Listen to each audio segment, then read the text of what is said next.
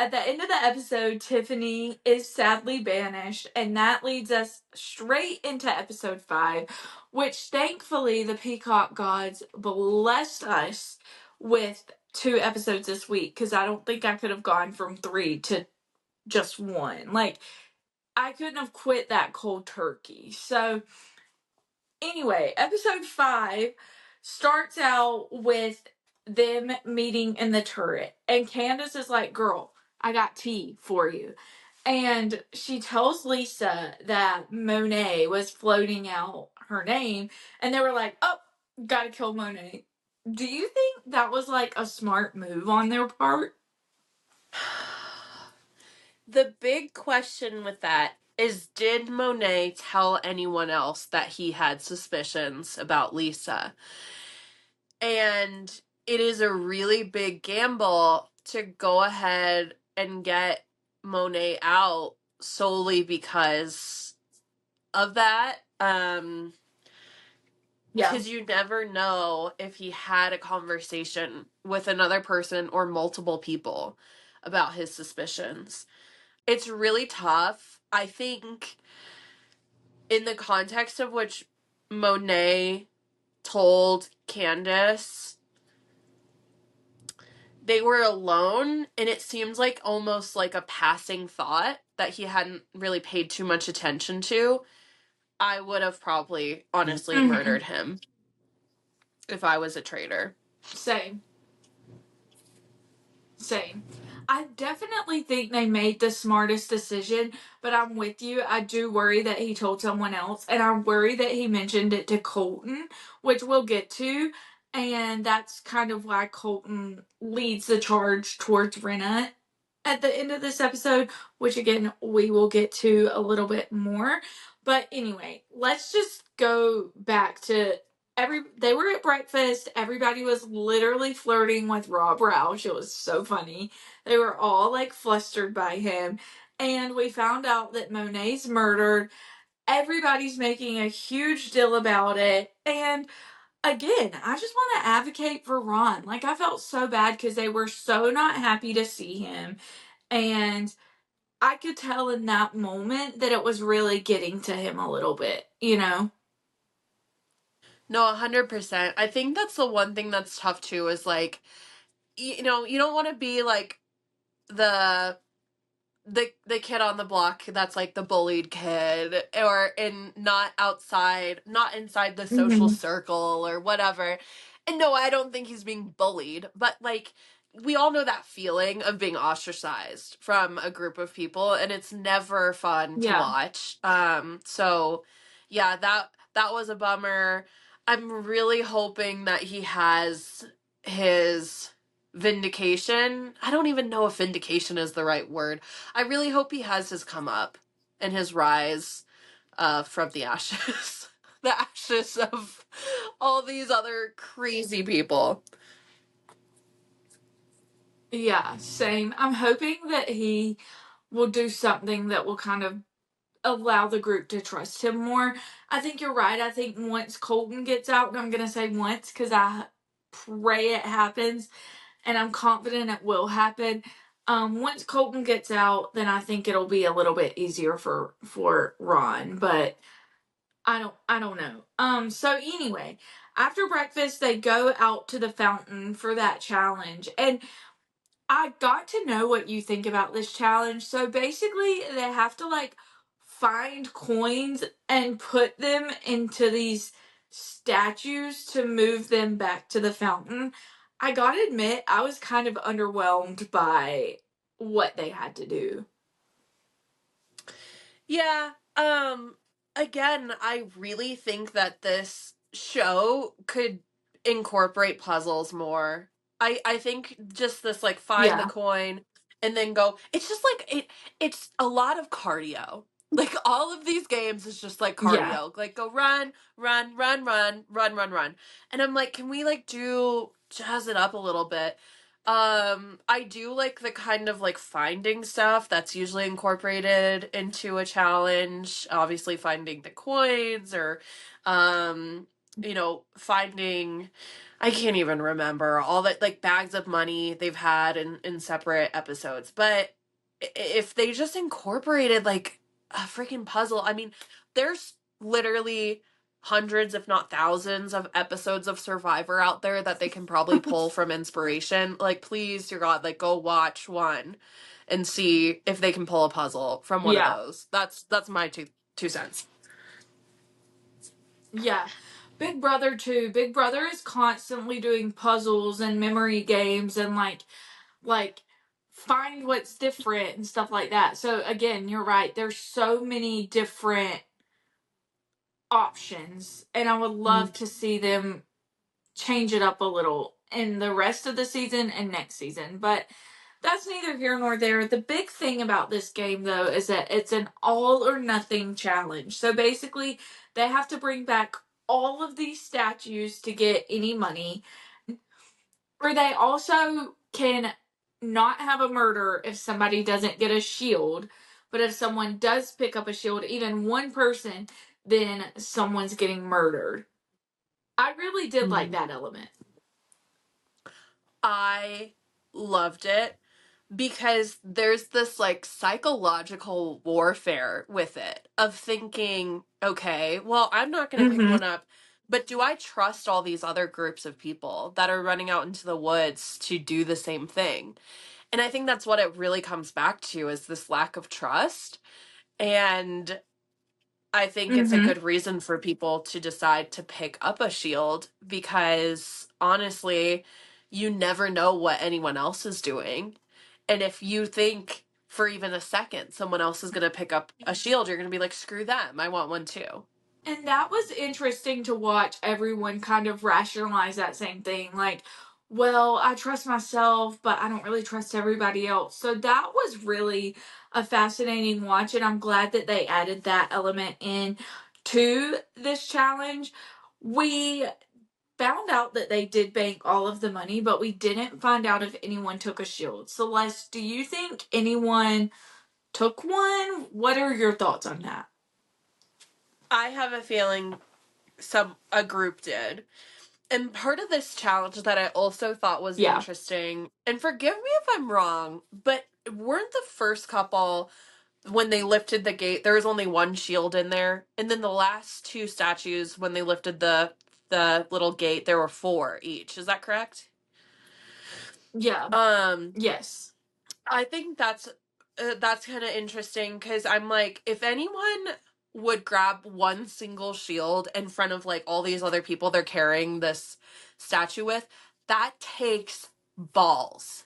And I don't think anyone took any under that context. Now, what I do think happened is, uh, I believe it was Dorinda's group. I think Dorinda and Candace were together. And regardless, the group that Dorinda had, it was very clear that they were like highly considering it. And I think that also comes into it Yeah. too, is not only the psychology of being worried about someone else somewhere in the woods that you can't see picking up a shield without you knowing. The other psychology of it is like groupthink and like all these people kind of peer pressuring each other. So the four of them in that group looking at these shields. Honestly, if I was in that group with Dorinda, I would go for it. 100% I would go for it. And Yeah. I would probably be the type of person where I would play it really cool. I'd be like, oh, should we? Like, should we? I don't know. But really, at the end of the day, kind of be pushing for it and like hoping someone else, like, I don't know. Yeah, maybe we should. That way I can just kind of, say like, well, they were going to pick up a shield anyways. And there was already one sitting on the ground still Mm-hmm. left over. So I went ahead and grabbed it. Um, I think that's the best recourse. But yeah, as far as if I think someone took a shield, 100%. I don't think it was one person grabbing a single shield. I think it was a group of four. For Yeah. sure, Dorinda's group, I possibly the agree. other group, Colton as well. I'm torn on if it was Colton, and I think wasn't Lisa and Candace, weren't they with Colton? Or am I wrong on that? I cannot remember. And it's going to drive me nuts. Because I thought for sure Candace was with Yeah, I Dorinda, can't but I remember could totally be either. wrong. At the end of the day, it doesn't really matter. I think, regardless, personally, I don't think it matters who Colton was with, only because I think Colton was probably hell bent on getting one because he knew he had Yeah, a target on his back for advocating for Tiffany to go home. yeah, true. I just was wondering if he was with them because they were like, we need to murder him, we need to murder him, but like obviously if he had a shield they wouldn't be able to do that. So I Mm. don't know if that was the case. I'm interested in seeing how that plays out. Of course they didn't tell Mm. us because they love to not tell us. But anyway, so that challenge ends and they all head back to the castle to talk about their strategy and go into the banishment and everything. And just about the second that they sit down, Colton and Michael start going at it. Michael, I do not like Michael Rappaport, and I think what he said and did, it's despicable. But I was cracking up when he was saying conniving, colluding, commiserating, Colton. Like, he low key coped with that. I oh my god. Michael and Colton is kind of like the worst people that you've ever met in your whole life, like together in a room. And it's like, why do I need to pick sides on like which worst person I like better? You know what I mean? It's like I Yeah. don't wanna pick sides. Yes. When it's literally, monsters in the room. I Yeah. I loved it though when when um Rob was like, commiserating means that you feel sorry for someone. I was like, okay, pop off, Rob. He's like, it's been driving me crazy. I was like, okay. I was like, go off, Rob. Um, but yeah, the beef between Michael and Colton was interesting to see. Like I said, I think they're both not great people.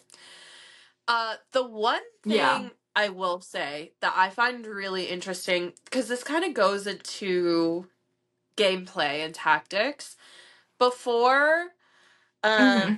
Survivor Rob got murdered, rest in peace, Survivor Rob. I was rooting for him. He had made a really good Yeah. point that Michael is so chaotic and so terrible at this game. He would be the worst traitor ever. And also, he just creates chaos among the faithfuls. But for that reason, Survivor Rob, had said that he wanted to keep him on the show. Because he was like, he doesn't know what the hell he's doing. And, like, Yeah. that can work to my betterment. What's interesting is Eric had the same thoughts, but the complete opposite takeaway. So Eric also thought that Michael would be a terrible traitor, and then also that he's too chaotic for the faithfuls to like focus in on what they need to. And so that's why he would actually vote him out. Um, that's one of the one things that I really liked about Survivor Rob is he was really good about gameplay and thinking things through, because that's Yeah. my personal opinion with Michael is I would keep him on the show if I was playing. It doesn't matter if I'm a traitor or a faithful. I would keep Michael on the show knowing that I can just tune out his chaotic energy, tune out his nonsense. And if I like stay focused, honestly, this is a game of like survive and outlast. Like all you really need to do is Mm-hmm. outlast every single other person. Ideally, I would say the best case scenario for anyone is to be into the final batch of people left on the show and Michael's still there because he's an idiot and you Yeah. just need to outlast him. So those are my two Yeah. that's my thoughts. Sorry it was a long ramble, but I do not like Michael as a No, human it's being, okay. but in terms of gameplay, I would have totally kept him. Or will obviously they haven't Yeah. killed him or banished him yet, but I would personally keep him no matter what. Yeah, I agree. I think he's such a great distraction for the faithfuls that like the traitors are eventually going to be like on his scent. So I think he's such a good distraction that like it would have been smart to keep him around. So anyway, what kind of is the final nail in the coffin for Michael to go home is that he makes a comment that Colton would be good at keeping secrets. And for all of the LGBTQ players in the game, which there are a good bit many this year, that comes across to them and most of the other players is homophobic. It came across homophobic to me too, especially given Michael's history of homophobia and racism and, all the things.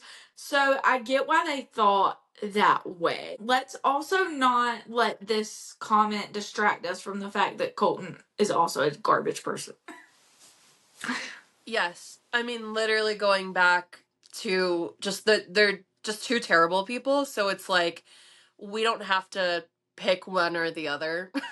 When it's something like that. Yeah, Like I just think both are not great people in different ways. yeah, I didn't personally think that when I saw it that Michael meant anything. But that being said, I'm not looking at life or through people's comments through the lens of someone who's in the LGBTQ community. And obviously, there's so many yeah, people, as you same. said on that show, who are. And so I think that reaction, though, is valid. Um, and so I don't know. It was a tough situation, and I also think that part of me goes back and forth though because as you said, Michael does have a history of saying stuff, and Hmm. it also would not surprise me. I part of me is like Michael's such a dimwit that I don't think he would be smart enough to come up with such like a backhanded, like dirty seated comment. You know what I mean? Because there's layers to that, and I just I don't don't. think he has the mental capacity. Yeah, I don't think that he can think on his feet well enough to say something like that with that intention. Yeah, no, I agree. But Yeah. anyways, yeah, it was interesting to see play out, and um yeah, like you said, it was the final nail in that coffin for Michael. He really did himself in. But who's surprised? I mean, Michael just the entire game was probably just an irritating person to be around, and I would not be surprised if some Hmm. people voted for Michael not because they like were thinking it was a good strategic gameplay move. It could have been people voted for Michael because they genuinely just Yeah. didn't want him on set anymore, which I understand. I could not be around that, 14 hours a day. Same. Same. And I think Johnny Weir said it best. He was like, um, I just don't want you in my castle. And I thought that was hilarious. And like, yes, yes, Johnny. I think it was really telling that literally no one was mad that they didn't get a traitor.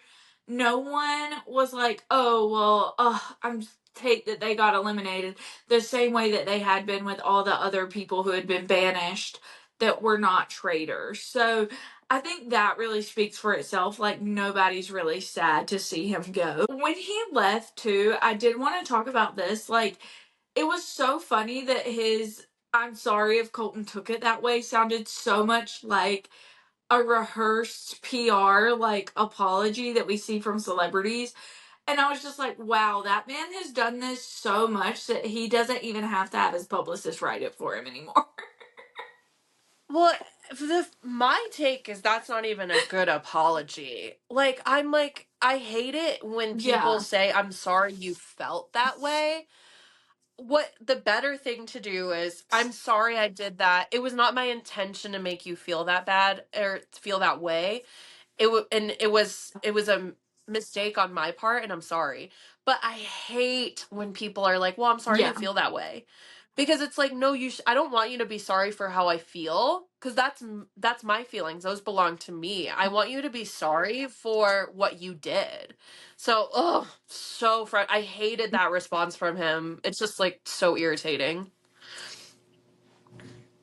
I do too. And I hate that response when any celebrity gives it, but the way that he said it just sounded so PR to me. And I was like, you can tell this man's been canceled on more than one occasion and had to issue an apology. Yeah, I feel like he probably I, walked off knowing, like, oh, this is not going to be good for me. 100%.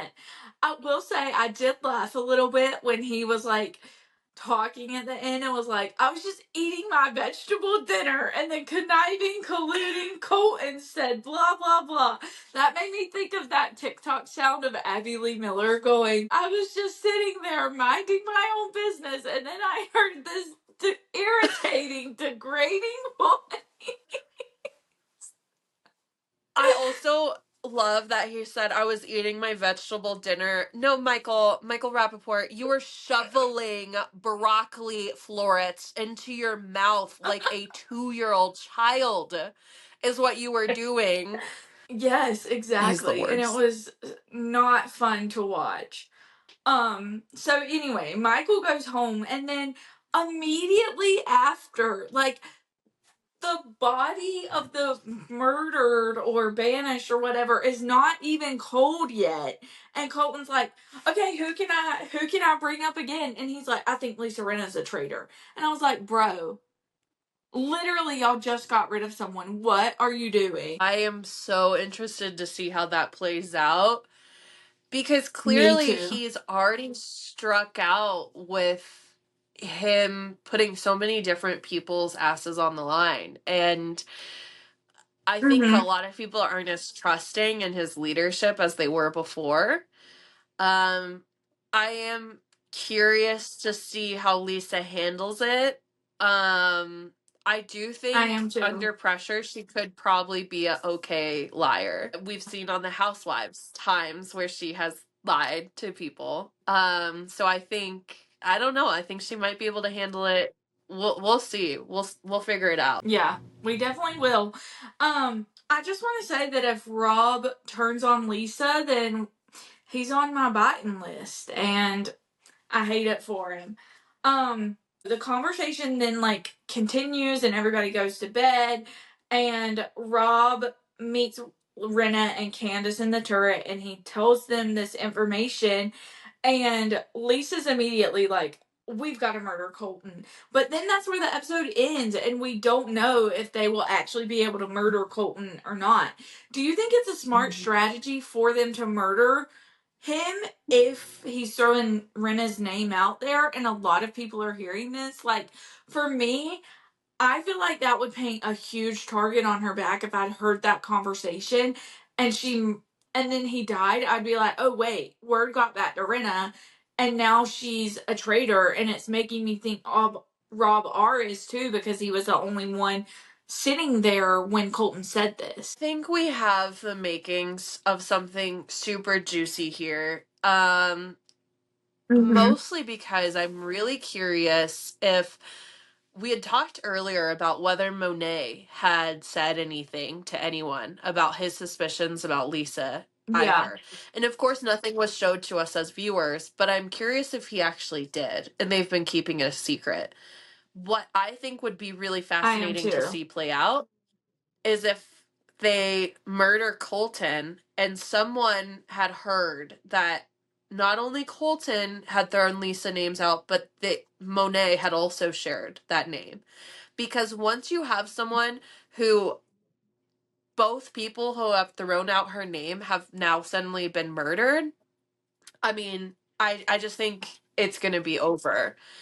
I do not think it's a good idea for them to murder Colton, only because of Me what just either. happened with Monet. I think maybe if Yeah, the stuff with I Monet agree. hadn't gone down, I could easily see it. It could be kind of like a fluke thing. Um, but we'll just have to see. And then of course, we don't know. I don't even know. I would be shocked if they're able to murder Colton. I really think he took a shield. I think he knew that people were going to be coming after him. I feel like he took a shield, so I don't even think it's in the cards for them. So we have the I makings of something that could get really, really interesting. I agree. I agree completely. And I'm really interested to see how it plays out. I'm really sad that we'll only get one episode next week and not multiple because I am so curious to see how it plays out. But that's where the episode ends and that's where we leave off. Celeste, did you have any other final thoughts from this episode that you kind of wanted to leave us with? You know, I am really loving this season. I think the three traders that we have currently are working really well together. I think Rob has I a agree. really big advantage of being so nonchalant. I do think Lisa's in trouble. And if I had to Mm-hmm. guess of any trader being found out first, it would be Lisa. I would not be shocked if we could I, see Rob, though, take it all the way. But I, otherwise, I really love this season. Obviously we're way past this point, but I adored the concept of a secret traitor. I think it was really fun to be able to kind of play along. Um, and Mhm. I'm glad it was kind of more of like a temporary thing on the season. I think it would have been really frustrating if like the secret traitor was lasting, 7 episodes. I would be pulling my hair out. But I think it was a fun incorporation, and so I hope they decide to do that again soon. But otherwise, we'll have to see. I'm seeing some makings of a really, really zesty next episode with everything involving Lisa. yeah, I am too, and I'm so excited to see how that plays out. I will definitely be so seated. And I agree with you on the secret trader thing. I really enjoyed that twist this year. And I just think that this is the best crop of traders that we've seen in a long time. They really made up for the group that we had last season. So I'm really, really enjoying this season. And I just I'm excited to see how it all plays out. Um, yes. I will say, if I have to give a critique to anyone, I'm low key hurt they didn't ask me with my 5 followers and 10 monthly listens to I'm really hurt they didn't ask me to do the official Traders Recap pod, but maybe next year. This is me submitting my Next year, application. 100%. You know what? You would need to audition for civilian traders, and then maybe they'll be able to consider it. Get on the show first, and then Yeah, become an expert, and then they'll get you on their pod. true. Somebody told me that, but I don't think I could do the challenges, honestly. I I have okay, So, sorry, I don't want to derail this too much, but I thought it was so interesting that Mama Kelsey, it seemed as though she had stepped away from the carriage game that they had before. Obviously she was figured out and left the game. But, they pulled her out of the game and didn't say anything about it. They edited around her. She was on the sidelines, probably drinking water and resting and hydrating. So you never know. You never true. know. That's all I got to say about that. True. Well, Celeste, thank you so much for coming today, and I so appreciate it. This was so much fun. Yeah, I had so much fun too. I am a big fan of the pod, so it was great seeing you and chatting about one of our favorite shows. So thanks, Maria. Thank you. That means so much. Great seeing you too, and we'll talk soon.